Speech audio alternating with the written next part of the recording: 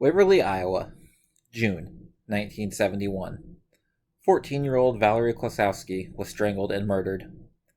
Then in November 1975, Julie Benning would disappear, only to be found murdered in March of 1976. She also had been strangled. Months later, in September of 1976, one more girl would fall victim to the series of murders, when 19-year-old Lisa Peake will be found in a roadside ditch, strangled. This is Midwest Mystery Files, Episode 3, The Waverly 3, Part 3, Lisa Peake. Welcome back, everyone, to the third episode of Midwest Mystery Files. Just a few quick notes before we begin. This is where I have been saying we're a weekly podcast. However, I have decided I will most likely start publishing bi-weekly for at least a little while. I had hoped to stay weekly, but with being a father and working a full-time job, I feel I have been rushing these episodes to get them out weekly, and I want to make sure I am thoroughly researching and putting out the best content I can for listeners, and most importantly, that I am able to be as thorough as I can for the sake of the victims I cover. I also plan to start doing some episodes that will occasionally cover two separate cases that do not have enough information to fill a single episode. That being said, Midwest Mystery Files is a bi-weekly podcast covering unsolved missing and murdered cases located within the Midwestern United States. I can be found on Spotify, Apple Podcasts, Google Podcasts, Stitcher, iHeartRadio, Audible, and wherever you get your podcasts. Now, without further delay, on to today's case. Maria Lisa Peake, who would go by Lisa, was born December 10th, 1956, to Mary and Frank Peake. Frank was a Knoxville, Iowa councilman and veterinarian. Lisa would be the oldest of the couple's 5 children, giving Lisa 2 younger brothers and 2 younger sisters. Not much other information is available about Lisa's early life until about 1975, when she would graduate high school and begin attending Wartburg College in Waverly to major in journalism. It was during her freshman year that Lisa would become the victim in what a majority of reports have called a bizarre sex and extortion ring. John J. Carmody, a used car salesman from Mason City, Iowa, conned and blackmailed no less than 15 women into sex by threatening violence, claiming mob connections, and taking pictures of the women in compromising positions, which he would then use to threaten the release of if the women did not keep quiet. Despite these threats, Lisa would still go to the police, and in May of 1976, Carmody would be sentenced to 40 years for rape and assault. His mob connections were quickly ruled out as a ruse he had concocted. This situation, however, would not slow Lisa down any. Rumors would quickly spread of Lisa's involvement in the ring, and she would later tell Des Moines Register reporter Chuck Offenberger, quote, "Some people asked me about it, and I would say, yes, it was me, but it's all over now," end quote. Clearly not allowing the situation to define her as a person, Lisa would spend her May term of her freshman year working as a reporter for the Clarksville Star in nearby Clarksville, and in the summer of 1976, she set her aspirations higher by planning to write a book about her experience in the John Carmody sex and extortion ring. Lisa would partner with Chuck Offenberger to write the book, and on August 23, 1976, the two would write John Carmody in prison of their intentions, and they were offering to allow him to tell his side of the story as well. John Carmody would decline. Speaking through his attorney, he stated that he and his own writing team would be releasing their own book. If that book was ever written, I can't find a record of it, which is a shame, as I'm sure it was a truthful and unbiased account of the whole situation. Lisa would return to Wartburg College in Waverly over the 1976 Labor Day weekend to start her sophomore year. On Monday, September 6th, Lisa informed some friends that she was running out to do a few errands and would be back by the evening. The afternoon plodded on, and evening would come with no signs of Lisa. As the night got later and Lisa hadn't returned, her friends grew more concerned, and shortly after midnight, they reported her missing to the Waverly police. Little did they know, less than 12 hours later, they would learn the tragic reason she had never returned home. On September 7th, around 11 a.m., Farmer John Anault would be out walking his property, located just a quarter-mile north of Waverly on a gravel road, when he would come across a terrifying discovery. Anault would discover the nude, beaten body of Lisa Peake, laying face down under a cottonwood tree right off the gravel road. Like Valerie Klosowski and Julie Benning before her, an autopsy would later conclude that she had been strangled, and like Valerie, her neck had been broken from the force. The autopsy would also conclude that Lisa had been sexually assaulted, and her clothes could not be found at the scene. Authorities wasted little time springing into action. Just as Julie Benning's murder investigation had started to become cold, there was now a new murder with similar circumstances on authorities' plate. Officers from the Bremer County Sheriff's Office, Waverly Police Department, and the Bureau of Criminal Investigation all began to follow leads and talking to potential witnesses. The obvious angle almost everyone thought of right away was Lisa's connection to the sex and extortion ring and her integral role in bringing it down. However, authorities were quick to rule this possibility out, as John Carmody was believed to have ran the whole scheme alone, and any mob or crime connections he claimed were proven false.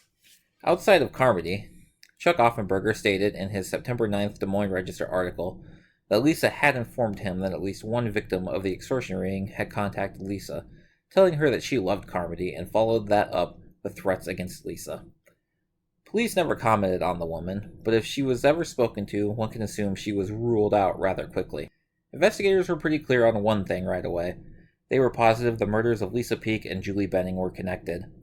Both Lisa and Julie had been strangled, found in the nude, and discarded on rural routes, with Julie being found only 6 miles to the west of where Lisa had been found. Unfortunately, though, that's all they had to go on. Like Julie, Lisa seemingly vanished into thin air before being found murdered. While Lisa had pushed on after her incident with John Carmody, and didn't let that hold her back, she was still alert and wary of strangers, with her mom telling the Des Moines Register, quote, "I cannot believe that Lisa would get into a car with anyone she did not know," end quote. The first possible, yet likely coincidental lead came after the first few days. In a September 10th Des Moines Register article, Bremer County Attorney Paul Riffle acknowledged that a shoe angle was being looked at. If you recall from the last episode, at the time, the last rumored sighting of Julie Benning was at a shoe store in Waverly. It was eventually revealed that Lisa had informed her friends that she was picking up a pair of shoes as part of her errands list the afternoon she disappeared. Whether or not a particular shoe store or any other similarities were driving this angle was never really made clear. With the belief that Lisa and Julie's murders were connected, and not wanting the culprit to strike again, Attorney Paul Riffle confirmed in a September 11th article with the Des Moines Register that investigators had enlisted the help of the FBI. Evidence and all pertinent information had been sent to Washington, D.C. in hopes that the FBI could study it to create a potential psychological profile of the killer. This would mark the first time the Iowa BCI had enlisted the FBI's help in creating a profile. Rumors would soon surface that the murder site of Lisa had been uncovered. A televised news report would claim that it had been uncovered that Lisa had been murdered at a house near the Wartburg College campus before being removed and transported to the spot where she had been found. Attorney Riffle would be quick to dispel this claim, telling the Associated Press, "There's no basis for saying we found the place where the girl was murdered. We certainly haven't said that." Information on the investigation would remain scarce until November of 1976. Little information from the psychological profile the FBI came up with has been released, but just prior to Thanksgiving, authorities decided to release one piece of information: that the culprit may in fact be a holiday killer. This is prompted by the fact that Julie Benning had disappeared the day after Thanksgiving, and Lisa had been murdered on Labor Day. Attorney Riffle did, however, state, quote, "Granted that both murders occurred during holiday periods, it is difficult to determine how much significance should be put on that," end quote, implying that making the information public was just so citizens know to possibly take extra precautions around Thanksgiving. It was also acknowledged that most citizens had already made the connection themselves anyway. In summer of 1977, investigators, hitting a dead end, would attempt a new angle by enlisting the help of Greta Alexander, a self-proclaimed psychic from Illinois, who had assisted with various police investigations around the country. Now, I won't go into my feelings of so-called psychics who become involved in investigations. I'll just let Bremer County Sheriff Bill Wessendorf's comment to the Des Moines Register speak for itself.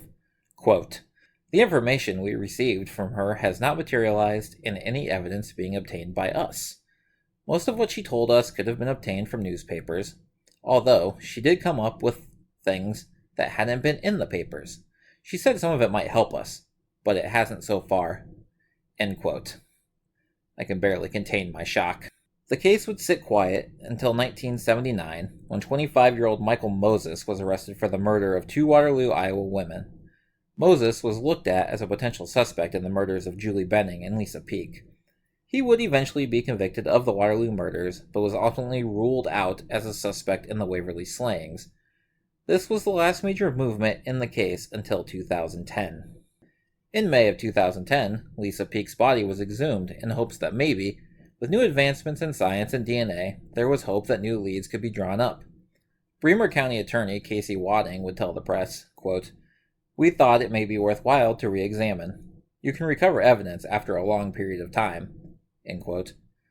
Unfortunately, it would be found that Lisa's coffin had become too broken down and water had gotten in, destroying any chance of usable evidence being found. In the last 11 years since Lisa's body was exhumed, there have been no other major updates in her case. Her parents have both passed away, never getting to see justice for their beloved daughter. While all murders are terrible, it feels like an extra layer has been added here. A young, beautiful, intelligent woman is forced into a sex and extortion ring by a disgusting sleazebag. She then musters up the courage to go to the police, freeing herself and several other women from the deranged scheme. Not letting that incident deter her, she sets her sights even higher by not letting shame get in the way and decides to write a book on the whole matter. It's clear to me that she obviously had the knack to go on to be a great investigative journalist, bringing one scheme down before she ever even had a career. Unfortunately, that potential career would never get to come to fruition, and all her dreams and ambitions would be destroyed in a moment. A moment where a sick and twisted individual decided to rape her and take her life. Now we're only left with an empty space where this brave soul once was, and we're left to wonder what could have been. Even John Carmody got to live his life eventually. He would be paroled in 1986 due to overcrowding, reoffend again in 1990, when he would be convicted of sleeping with a 15-year-old girl. That conviction would earn him a 25-year sentence. However, he would be released in 2001, spending the next 8 years in a treatment center for sex offenders, before moving to Texas in 2009. While he may not have been a free man during most of that time, he got to live. He got to live while one of the women that survived him was viciously murdered. Hardly fair justice in my book.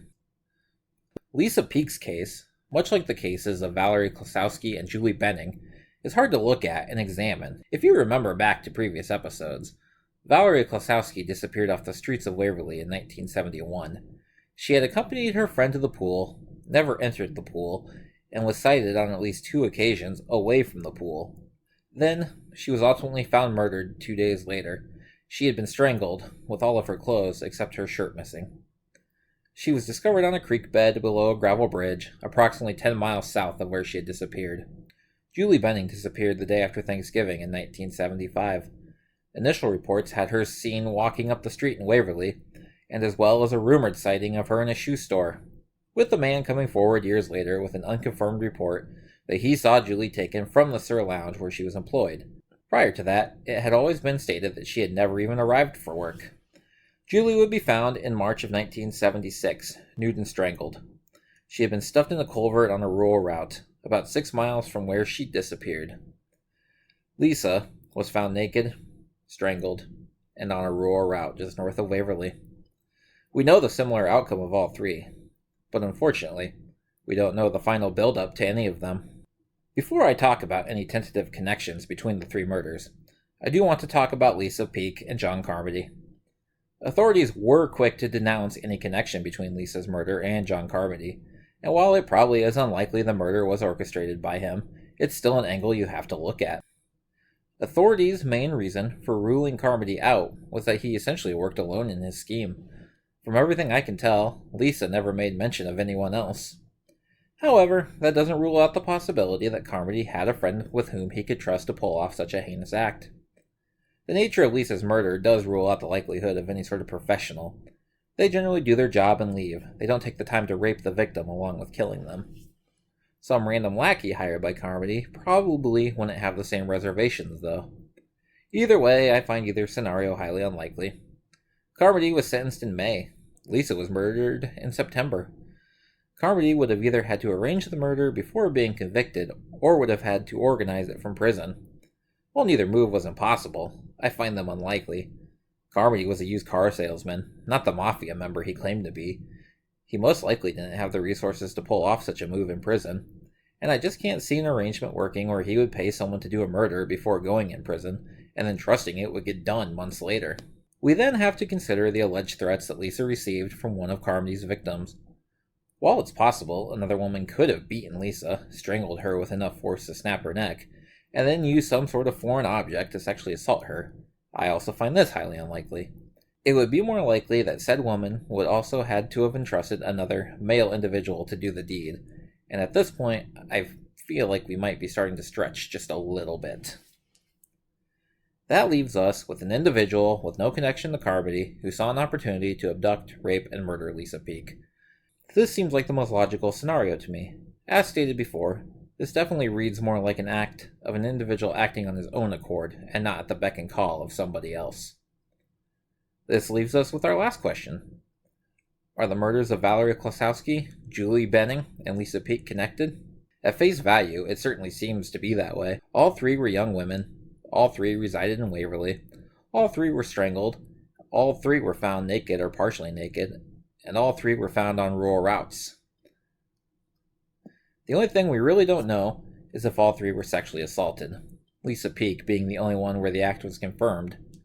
In terms of Julie Benning, decomposition probably kept that question from being definitively answered, and with Valerie they may have kept it quiet due to her still being a minor or to protect the integrity of the investigation. While acknowledging that I certainly don't know the answer, I'm going to say that due to how they were all found, I find it likely all three were probably assaulted. Now, let's take a look at the differences. The biggest being the age and time difference. Valerie Klosowski was 14 and was murdered in 1971. Julie Benning was 18 and murdered in 1975, while Lisa Peake was 19 and murdered less than a year later in 1976. To me personally, I feel that it's likely that Valerie's life was taken at the hands of a different individual than Julie and Lisa. 4 years is a long time for a serial perpetrator to go in between murders. And while I was quick to say in Valerie's episode that it was most likely a local, that's not to say that they stuck around. Perhaps it was someone home from college for the summer who would go on to commit the same crimes elsewhere, or maybe they just moved away shortly after Valerie's murder. Or, perhaps, and this is just pure speculation on my part, but something that's not purely out of the question, maybe Valerie did come across someone who was out looking to have a good time with her, started to go too far, and in a moment of uncontrollable rage, strangled her to death. He then hastily threw her body off the bridge and went to live on with his secret, never killing again. Like I said, it's pure speculation, but it's not an unheard of scenario. Fast forward to 1975 and 1976. You have Julie and Lisa, both young and attractive women, who both essentially disappeared off the streets and were both murdered in less than a year's time. I can believe that there were two different stranglers in a 4 to 5 year period, but not two different stranglers in less than a year. Even in the most populous locations, multiple unconnected strangulation murders aren't exactly common in small periods of time. The only thing we don't know is how they were taken. In Julie's episode, I took some time to analyze the story told by an unnamed witness who had came forward 40 years later to say he saw Julie taken from the front lobby of her job when it had always been reported that she never arrived for work in the first place. While it's important to remember that while even Julie's sister believes it, this story is unconfirmed. However, if it did happen, it's likely someone brazen enough to kidnap a young woman from her occupied place of work would have no quarrel snatching Lisa off the street or out of a store parking lot as well. If the story didn't actually happen, well, someone who was brave enough to snatch Julie off the street is also going to be brave enough to grab Lisa off the street. These points, along with the close proximity of where the bodies were found, leads me to strongly believe that Julie and Lisa's murders are most likely connected. I will note that I don't put much stock in the holiday killer theory. There were multiple big-name holidays for them to strike after murdering Julie. Labor Day just doesn't seem like the next most logical holiday for someone following that sort of pattern. It most likely was when they had just found the opportunity and courage to strike again. 3 girls. 3 young women. 2 barely into adulthood, and 1 who barely got to live her teenage years. All taken in acts of cold and cruel malice, then discarded on roadsides like they were nothing. All 3 showed great promise, and 50 years later we still have no idea who took that promise from them. If you have any information on the murders of Valerie Klosowski, Julie Benning, or Maria Lisa Peake, please contact the Federal Bureau of Investigation at 712-258-1920 or contact the Iowa Division of Criminal Investigation at 515-725-6010. If you wish to look into any more information on the Waverly stranglings, there are several blog posts out on the web. You can also visit www.iowacoldcases.org, where you can find case summaries as well as several modern articles, as well as many articles from the 1970s that were key in the making of these first 3 episodes. If you wish to tell me what you think happened, or just want to follow me on social media, you can find me on Instagram at Midwest Mystery Files, Twitter at Files Midwest, or search Midwest Mystery Files on Facebook. You can also email me theories, case suggestions, questions, and comments at midwestmysteryfilespod@gmail.com. I want to sincerely thank everyone who has listened so far and plan to continue to listen. If you're listening on Apple Podcasts and enjoy the show, please leave a 5-star rating and review. It helps to make the show more visible and brings more exposure to these cases. Thanks to those who have done so already. Thanks again for listening, and I will see you all next time.